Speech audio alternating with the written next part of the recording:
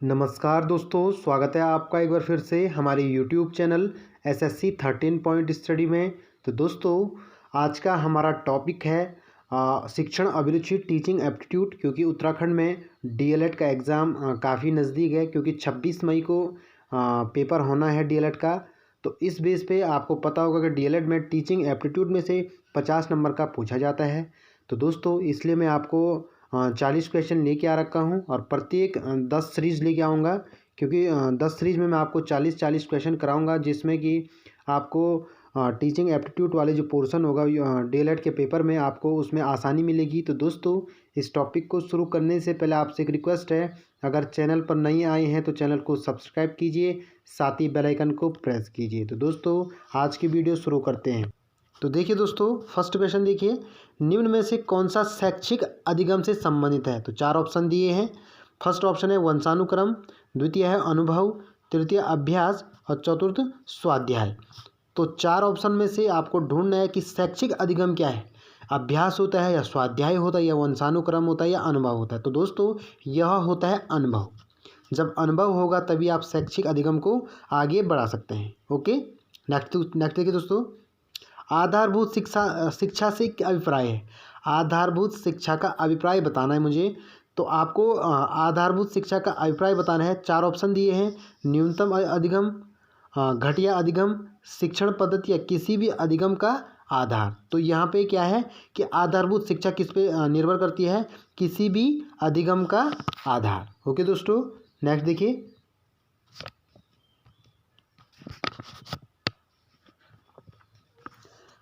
Question number 3 देखिए, शिक्षण की निम्नलिखित तकनीकों में से किसमें मूल प्रवृत्तिक अभिप्रेरण का गुण पाया जाता है? शिक्षण की निम्नलिखित तकनीकों में से किसमें मूल प्रवृत्तिक अभिप्रेरण का गुण पाया जाता है? तो 4 ऑप्शन दिए हैं आपको।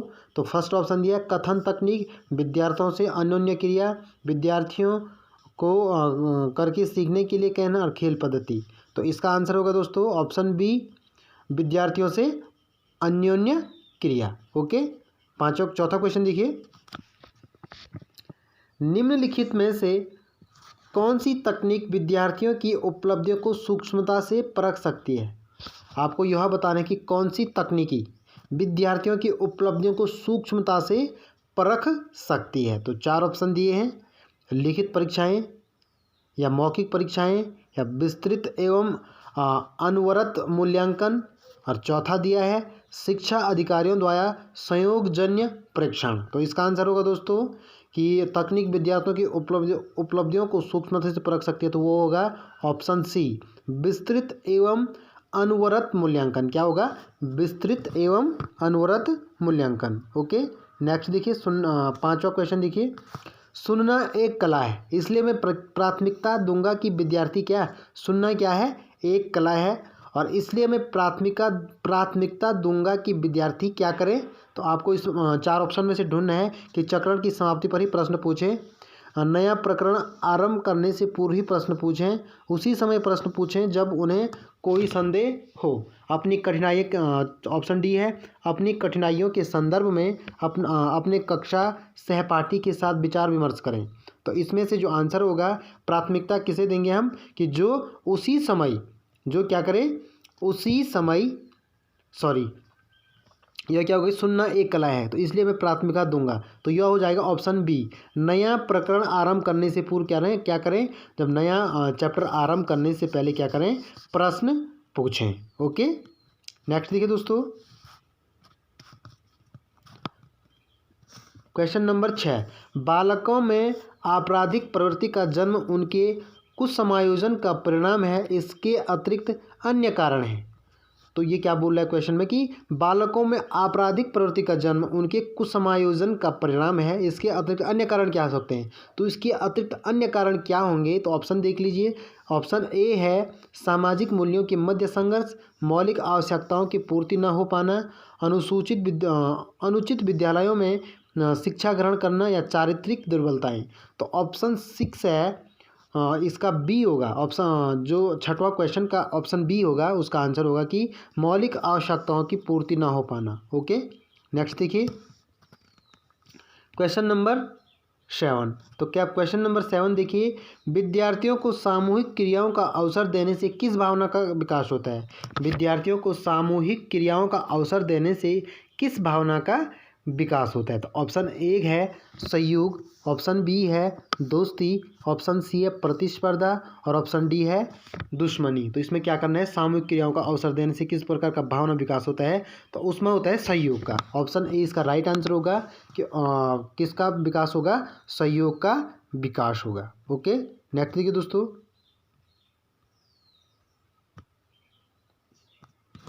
खेल विधि से शिक्षा देने वाले स्कूल में, क्वेश्चन नंबर 8, खेल विधि से शिक्षा देने वाले स्कूलों में इसमें ऑप्शन ढूंढने आपको कि क्या महंगा पड़ेगा या सस्ता पड़ता है या व्यय करना पड़ता है। आपको ये बताना है कि खेल विधि से शिक्षा देने वाले स्कूलों में क्या करना पड़ता है, कि आपको फीस तो नहीं देनी पड़ती, आपको ये पता करना है। तो क्वेश्चन नंबर 8 का आंसर होगा, पहले ऑप्शन देख लीजिए, शिक्षा पर कोई व्यय ना होता है, शिक्षा बहुत महंगी पड़ती है, शिक्षा देने वाली शिक्षक की भूमिका समाप्त होने हो जाती है, या शिक्षा पर्यावरण का एक भाग बन जाती है। तो जो 8वां है तो उसका आंसर ऑप्शन डी हो जाएगा। शिक्षा क्या हो जाता है? पर्यावरण का एक भाग बन जाता है। ओके, नेक्स्ट देखिए, क्वेश्चन नंबर 9, शिक्षकों के लिए ग्रामीण एवं नगरीय क्षेत्रों की मानक आचार पुस्तिका एक होते हुए भी इसमें क्षेत्र विभेद दृष्टिगोचर होते हैं, क्योंकि क्या होते हैं? क्षेत्र विभेद क्या होते हैं? दृष्टिगोचर होते हैं। तो क्षेत्र विभेद दृष्टिगोचर होते हैं क्योंकि क्या, उनके सामाजिक आर्थिक स्तर पृथक पृथक होते हैं, उनके मध्य नैतिक भिन्नताएं पाई जाती हैं। ग्रामीण समुदाय एक बंद एवं संगठित समुदाय है, दोनों की आवश्यकताएं पृथक पृथक हैं। तो इसमें आंसर हो जाएगा ऑप्शन ए, उनके सामाजिक आर्थिक स्तर पृथक पृथक होते हैं। उनकी सामाजिक जो आर्थिक कमाने के साधन होते हैं वो क्या होते हैं? अलग अलग होते हैं। ओके, नेक्स्ट देखिए, ऑप्शन जो आपका क्वेश्चन नंबर 10 है वो देख लीजिए। क्वेश्चन नंबर 10 है कि क्या आप एक विद्वान की इस बात से सहमत हैं कि छोटा बालक बुद्धि से अपरिपक्व और असहाय होता है और उसकी इतनी अधिक छूट नहीं दी जानी चाहिए कि उसका सर्वनाश हो जाए? तो आपको इसका जवाब हाँ या ना में देना है। तो पहला जो ऑप्शन है ए नहीं, ऑप्शन बी है हाँ या अंशतः हाँ पूरी तरह से, और ऑप्शन डी नहीं, क्योंकि छूट दिए बिना भी उसका सर्वनाश हो सकता है। तो ऑप्शन डी इसका राइट हो जाएगा क्योंकि, तो इसका राइट आंसर हो जाएगा नहीं, क्योंकि छूट दिए बिना क्या हो जाएगा? उसका सर्वनाश हो सकता है। ओके, क्वेश्चन नंबर 10 देख लीजिए।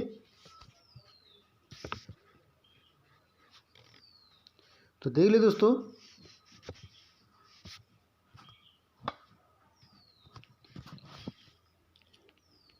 क्वेश्चन नंबर 11, सम्मान प्राप्त करने के लिए सम्मान प्रदान करना आवश्यक है, यह कथन है।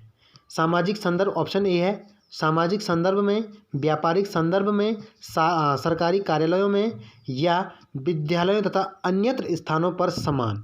तो दोस्तों इसका जो राइट आंसर होगा ऑप्शन डी, विद्यालयों में तथा अन्यत्र सभी जगह क्या होना चाहिए? समान रूप में सम्मान देना चाहिए। ओके, नेक्स्ट देखिए, क्वेश्चन नंबर 12 देख लीजिए। स्वकेंद्र परीक्षा प्रणाली के विषय में आपका क्या विचार है? आपके विचार इनमें 4 ऑप्शन में दिए होंगे कि दूसरे सही विचार होने चाहिए, क्योंकि दूसरे परीक्षा केंद्रों पर विद्यार्थी हताश होकर अक्सर अच्छा प्रदर्शन नहीं कर पाते हैं। इससे विद्यार्थियों नई जगह आकर समायोजन का कष्ट नहीं झेलना पड़ता है। इस व्यवस्था में विद्यार्थी अधिक अनुशासित रह सकते हैं। इसमें विद्यार्थियों को नकल की सुविधा हो जाती है।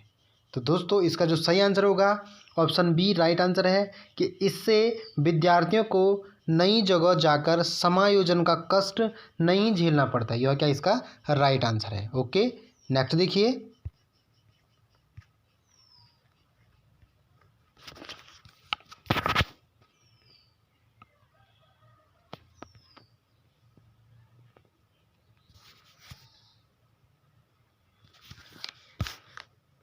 क्वेश्चन नंबर 13 देख लीजिए।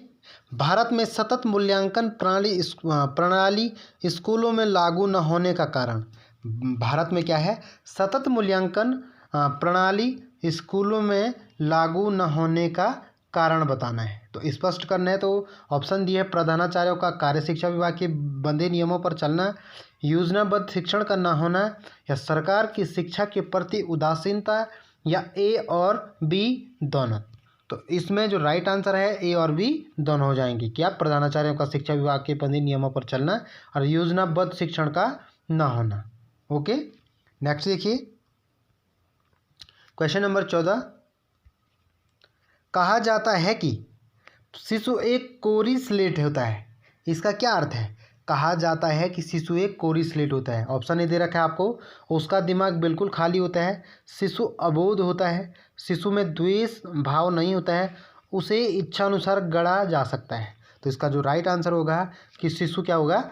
अबोध होता है। शिशु क्या होता है? अबोध होता है। ओके, नेक्स्ट देखिए क्वेश्चन नंबर 15। शिक्षण में भिन्न भिन्न शिक्षण विधियों का प्रयोग करने से ऑप्शन ए में दिया होगा कि विद्यार्थियों को भली प्रकार समझ में आता है, विद्यार्थियों के ध्यान केंद्रित रहता है, कक्षा की पढ़ाई रोचक बन जाती है, उपरोक्त सभी। तो क्वेश्चन नंबर 15 में है कि विद्यार्थियों को भली प्रकार समझ में आता है। किसमें? भिन्न भिन्न शिक्षण विधियों का काम, विद्यार्थियों का ध्यान केंद्रित रहता है, विद्यार्थियों का ध्यान केंद्रित रहता है। सी ऑप्शन है आपका, कक्षा की पढ़ाई रोचक बन जाती है, उपरोक्त सभी। तो इसका जो राइट आंसर होगा ऑप्शन सी इसका राइट आंसर है कि कक्षा की पढ़ाई क्या हो जाती है? रोचक बन जाती है। ओके, नेक्स्ट देखिए क्वेश्चन नंबर 16। लोकतांत्रिक शिक्षण प्रणाली में आपको 4 ऑप्शन दिए होंगे कि लोकतांत्रिक शिक्षण प्रणाली में ऑप्शन ए है शिक्षक विद्यार्थियों की आवश्यकताओं एवं रुचियों को ध्यान में रखकर शिक्षण करता है। वह उस समय शिक्षण नहीं करता है जब विद्यार्थी अधिगम के लिए तैयार नहीं होते हैं। ऑप्शन डी सी है विद्यार्थियों को कक्षा में प्रश्न पूछने की पूरी स्वतंत्रता होती है। और ऑप्शन डी होगा आपका कि उपरोक्त सभी। तो इसका जो राइट आंसर है उपरोक्त सभी। ओके, नेक्स्ट देखिए बुद्धिलब्धि इंटेलिजेंस, बुद्धिलब्धि की जांच क्यों आवश्यक है? बुद्धिलब्धि की जांच क्यों आवश्यक है? ऑप्शन में दिया होगा ताकि मेधावी विद्यार्थियों की पहचान करके उनके लिए विशेष शिक्षण का प्रबंध किया जा सके। ऑप्शन बी में है ताकि विद्यार्थियों को कक्षा में उनकी बुद्धि के आधार पर विभिन्न वर्गों में बांटा जा सके और उनकी विशेष क्षमताओं को ध्यान में रखकर शिक्षण किया जा सके। ऑप्शन सी है ताकि मानसिक रूप से अपंग विद्यार्थियों को सामान्य स्कूलों में प्रवेश से रोका जा सके। तो इसका ऑप्शन डी है ए और बी। इसका जो राइट आंसर होगा ऑप्शन ए और डी इसका बी क्या है इसका राइट आंसर है। ओके, नेक्स्ट देखिए दोस्तों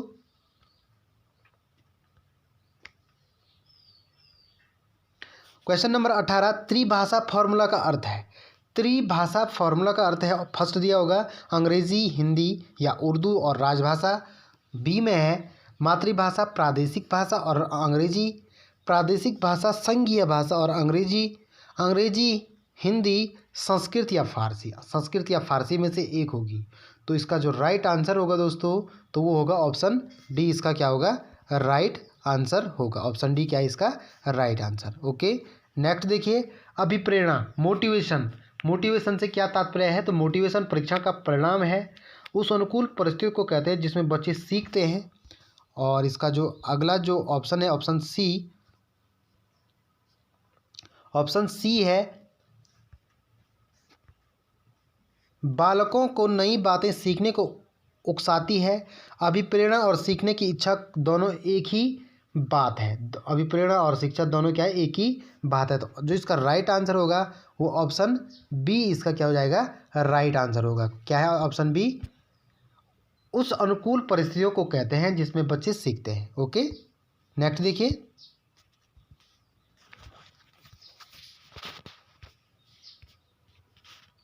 क्वेश्चन नंबर 20 है। एक अच्छी परीक्षा में 3 गुण जरूरी होते हैं, व्यापकता, मूल्यांकता और व्यावहारिकता।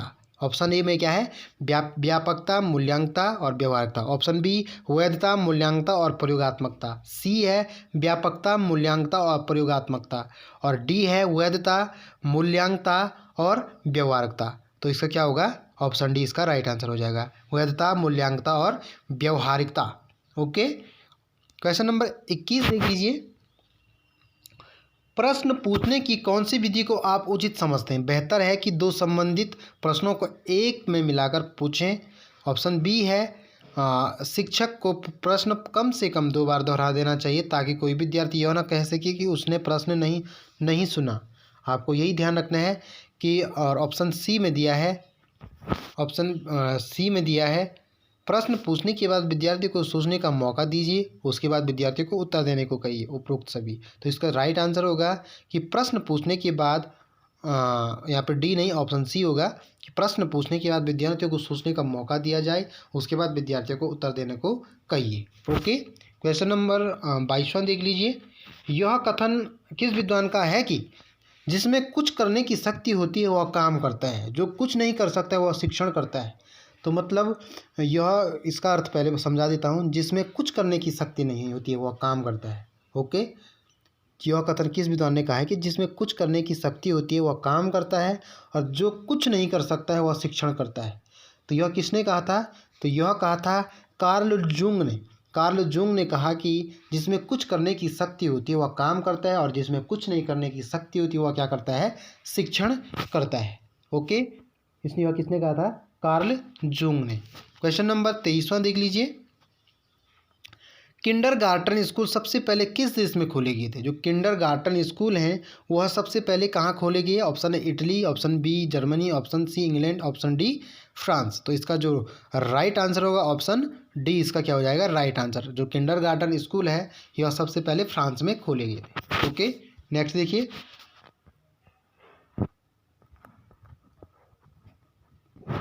निम्न संकल्पना के संबंध में आपका क्या विचार है?